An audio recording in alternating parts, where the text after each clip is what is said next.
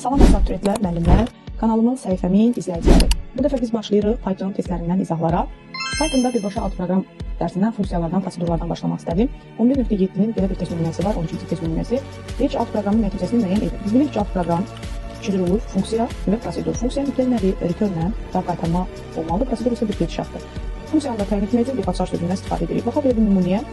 Hs k n verir bizə. Biz bilirik burada k-mız 5, n-miz isə 12-dir. Funksiyamızda gedirik, hs'lər bunu hesablayırıq. Və burada mən bu hissədən gedəcəm. Hes, AB funksiyasının alt proqram funksiyasında bizə hes, A-nın əvəzinə 5, B-nin əvəzinə 12. O zaman s bərabərdir A plus B. Cavabımız olur ya s-imiz olur 17. İndi deyir ki bizə, if əgər A 5 yəni böyükdürmü 12-dən? Xeyr.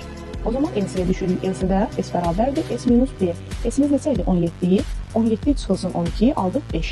Və bizə də deyir ki, s bərabərdir s plus 10-u icra et. 5 üstə gəl 10, bizə verir 15. Və biz return s-i qaytaran zaman B variantı 15-i qaytarmış olur. Doğru variantımız olur 15. Bu tip testlərin izahlarının davam edilməsini istəyirsinizsə, səhifəmə abunə olmağı, izləməyi, eyni zamanda dostlarla paylaşmağı unutmayın. Növbəti izahlar görüşənədir.